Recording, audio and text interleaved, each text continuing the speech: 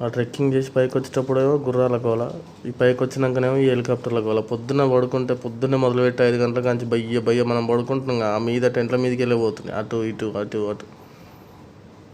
Location మాత్రం super ఉంది చూడు. అంత స్పీడ్గా పోయి అంత స్పీడ్గా తీసుకొస్తారు, అంత స్పీడ్గా మళ్ళీ రిటర్న్ పంపించేస్తారు ఫటాఫట్ ఫటాఫట్. ఇది కొంచెం దగ్గరనే ఉంటుందిలే, ఈ హెలికాప్టర్కిను టెంపుల్కి పెద్ద దూరమే ఉండదు, ఒక 200 మీటర్లు ఉంటుంది అంతే హెలికాప్టర్లో వస్తే. ఇంకోటి కూడా వచ్చేసింది చూడండి పక్క పంటి, అది కూడా అంతే, ఎంత స్పీడ్గా మళ్ళీ వచ్చేస్తుంది వెళ్ళిపోతున్నాయి, అసలు ఇటొకటి అటొకటి తిరుగుతూనే ఉన్నాయి పొద్దు నుంచి సాయంత్రం వరకు, అసలు రెస్ట్ లేకుండా. వీటిలో ఎక్కువ అవుతుంది పైన ఆడ ఎక్కేటప్పుడు దిగేటప్పుడు ట్రెక్కింగ్లేమో ఆ గుర్రాలలో పైకి వచ్చినాకనేమో వీటిలో. పొద్దున మనం లేవాల్సిన అవసరం లేదు, ఇవే లేపుతాయి మనని, వీటి శబ్దంతోనే లేచిపోతాం మనం. అక్కడి నుంచి అక్కడికి రిటర్న్ వచ్చేటప్పుడేమో ఆ సైడ్ నుంచి, పోయేటప్పుడేమో ఇట్లా ఈ సైడ్ నుంచి పోతున్నాయి, వ్యాలీ మధ్యలో నుంచి వచ్చేటప్పుడు ఆ సైడ్, పోయేటప్పుడు ఈ సైడ్. పర్ఫెక్ట్గా పోతున్నాయి, పర్ఫెక్ట్గా వస్తున్నాయి. ఆ కూలిపోయిన విమానం కూడా పక్కన పెట్టి ఉంచారు క్లాత్ కప్పి. వ్యాలీ చూడండి ఎంత పెద్దగా ఉందో, అసలు రాత్రి ఇదంతా గమనించలేదు, రాత్రి ఇదంతా ఏం కనపడలేదు కదా, ఇంత పెద్దది ఎక్కుకుంటూ వచ్చినా నేను కూడా గమనించలేదు అసలు. అంత కింద నుంచి ఇంత పైకి వచ్చినాం అనమాట, అసలు నైట్ ఏం కనవలేదు కాబట్టి మనకి ఇదంతా చూడలేదు. ఇప్పుడు చూడండి ఎంత పెద్దగా కనిపిస్తుంది వ్యాలీ. మనం పైకి ఎక్కేటప్పుడు వర్షం వదలలేదు, ఇప్పుడు కిందికి పోయేటప్పుడు మనకి వర్షం వదలలేదు, ఇల్లు వర్షం పడుతుంది. అందుకే ఆయన బాగా పడుతుంది, కొంచెం చిన్నగా పడుతుంది కానీ బాగా పడుతుంది. ఎందుకంటే ఆయన దిగేటప్పుడు ఆల్రెడీ 11 కిలోమీటర్లు 12 కిలోమీటర్లు వచ్చేసినాం కిందికి దాదాపు. ఫాస్ట్గా అసలు ఎక్కడ ఆగకుండా వచ్చేసి ఇంకా 4-5 కిలోమీటర్లు అయితే గౌరవకుండా వెళ్ళిపోతాం. పరిస్థితి ఏంటనేది తెలియదు, మాత్రం వర్షం దూరంగా పడుతుంది.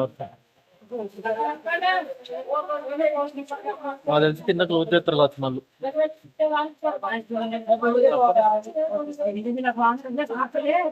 రాకుండా వచ్చిన వస్తుంది మాత్రం కాళ్ళు దూరంగా నొప్పి పెట్టాను, అయినా కానీ వచ్చేసి అన్ని వాటర్ ఫాల్స్ అన్ని నీళ్ళే ఉన్నాయి.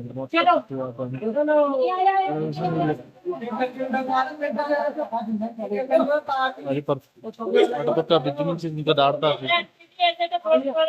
ఆయన కిందికి. టైం ఎంత అవుతుంది ఇప్పుడు? 6 అవుతుంది. 12 గంటలకు బయలుదేరితే 6:30 వరకు వచ్చేసినాయి సార్. మొత్తం వర్షం పడి ఘోరంగా జారుతుంది, కొంచెం అయితే పడుతున్నట్టుంది, అందుకే తొందర రాలేకపోయాను. ఇంకా వర్షం పడకపోతే ఇంకా తొందర వస్తుంది. వచ్చేసినాం దాదాపు వరుతుండే వరకు సక్సెస్ఫుల్ గా పూర్తి చేసుకున్నాం అయ్యా. గౌరికొండకు వచ్చేసినాం. మళ్ళీ ఇక్కడ నుంచి ట్యాక్స్ ఉందో లేదా చూసుకొని ఎత్తుకొని పోవాలి, మనం ఉందో లేదో తెలియదు. Successfully completed Kedarnath trekking. ఇక మళ్ళీ తిరుగు ప్రయాణానికి ఎత్తుకాలి, తప్పదు. మళ్ళీ దీనికో లైను,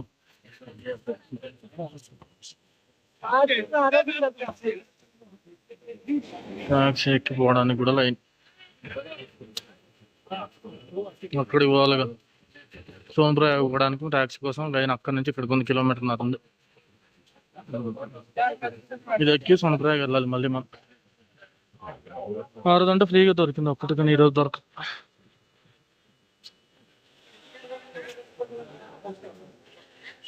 అక్కడ దాకా ఉంది లొకేషన్, అక్కడికి వెళ్ళింది మొత్తం లొకేషన్ ఫుల్గా.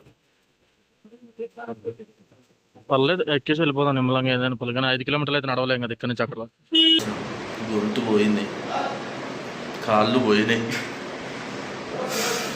32 కిలోమీటర్లు పైకి ఎక్కేటప్పుడు 14 గంటలు పట్టిన, వచ్చేటప్పుడు 6-7 గంటలు, 6-7 అవర్స్లో వచ్చేసినాం కిందికి ఫటాఫట్.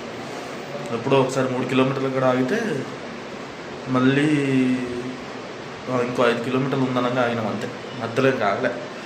కానీ ఆ వర్షం, ఆ బురద జారుడు టార్చర్ అయింది నిన్న. కాళ్ళు మాత్రం ఘోరంగా నొప్పులు ఎత్తాను, లేవత్తలేవు కనీసం. అందుకే పొద్దున్న లేచి వేడి నీళ్ళతో కొద్దిగా మూసుకొని కాళ్ళ మీద అటు ఇటు తిరుగుతూ ఉన్నా. ఇప్పుడు టిఫిన్ చేసి హరిద్వార్కి బయలుదేరాలి, ఎందుకంటే ఇంకా ఇక్కడ చూసేటి చాలా ఉన్నాయిలే, కానీ మనకు అంత టైం లేదు. మళ్ళీ మనకు డ్యూటీ టైం వచ్చేసింది. సో దీని ఒక్కదాని కోసం వచ్చినా ఇది చూసుకున్నాం, వెళ్ళిపోదాం. మళ్ళీ ఎప్పుడన్నా వీలైతే వద్దాం. సో ఇంక ఇప్పుడు ఇక్కడ నుంచి హరిద్వార్ బయలుదేరితే, ఇప్పుడు ఎక్కితే హరిద్వార్ పోయేదానికి సాయంత్రం అవుతుంది కావచ్చు. మళ్ళీ సేమ్ హరిద్వార్ నుంచి ఢిల్లీ నుంచి గో టు హోమ్. చలో కానీ ట్రెక్ మాత్రం సుక్కలు, మళ్ళీ ఎప్పుడు మర్చిపోను జీవితం. అన్ని సుక్కలు అంటే అన్ని సుక్కలు. అబ్బో కాళ్ళు మాత్రం మొత్తం అసలు లేస్తాడు. కనీసం ఇట్లా లేపి పక్క జరుగుతూ ఉన్నప్పుడు జరుగుతలేదు, అంత టార్చర్ ఉంది. కానీ ఓకే, అంత హ్యాపీ. దర్శనం కూడా మంచిగా అయింది, అది కూడా స్పర్శ దర్శనమే అయింది కాబట్టి చలో అంత హ్యాపీ. ఇంకా టిఫిన్ చేసేసి పక్కన హోటల్కి ఎదురుగానే. కానీ ఇక్కడ ఎక్కడ రూమ్ ఈ సింగిల్గా వచ్చాడు పెద్ద బాధ ఉంది. సింగిల్గా ఇక్కడ రూములు లేవు, అక్కడ టెంట్లు లేవు. ఆడ టెంట్ అడిగిన డబుల్ అంటుండ్రు, ఈడ రూమ్ అడిగినా కూడా డబుల్ బెడ్ అంటారు. ఈడ అడిగితే 1500 అడుగుతున్నా, ఆడ అడిగితే 1000 రూపాయలు అడుగుతుంది. సింగిల్గా వస్తే ఇది ఒక బాధ. ఈ రూమ్ బాధ ఒకటే సింగిల్గా ఉంటుంది. తిండి కాడ, వెళ్ళే కాడ, ఎటు పోయే కాడ ఏ బాధ లేదు, కానీ ఈ రూమ్ కాడ ఒకటే పెద్ద బాధ. సరే 1000 రూపాయలు పెట్టితే తీసుకున్నా హరిద్వార్లోనే. హరిద్వార్ అంటే రిషికేశ్లో, రిషికేశ్ కూడా సోన్పురే. ఇప్పుడు హరిద్వార్ వెళ్ళాలి. చలో ఇంకా టిఫిన్ చేసి బయలుదేరదాం. Bye bye. కేదార్నాథ్ యాత్ర ముగిసింది, ఇంకా రిటర్న్తో పోం. చలో పొద్దున్నే లేచి సోనప్రయాగ్ నుంచి రిషికేష్కి బయలుదేరినాం. మధ్యాహ్నం అవుతుంది చూడండి, ఫుల్ వర్షం పడుతుంది. వర్షం మాత్రం మన వదిలిపెట్టట్లేదు. ఘోరంగా అంటే ఘోరంగా వర్షం, అంటే కొద్ది దూరం వర్షం పడుతుంది, ఇంకొద్ది దూరం వర్షమే లేదు. ఇప్పుడు కూడా ఫుల్ వర్షం పడుతుంది. మొత్తం డౌన్ స్ట్రీమ్ కాబట్టి కొంచెం నిమ్మలంగా పోవాల్సి వస్తుంది. మస్తున్నది వర్షం వచ్చింది కాబట్టి ప్రశాంతం. వర్షం వస్తూనే ఉంది, బయలుదేరిన కంటే ఒకసారి వస్తుంది ఒకసారి పోతుంది. కానీ రోడ్డు మాత్రం అయిపోవట్లేదు. ఇంకా ఎప్పుడు ఇంకా 100 కిలోమీటర్లు ఉంది. 4 గంటలు 5 గంటల నుంచి తగులుతున్నా కూడా ఇంకా 100 కిలోమీటర్లు ఉంది. ఇంకేం చేయాలి చెప్పు. ఇప్పుడు వచ్చిద్దే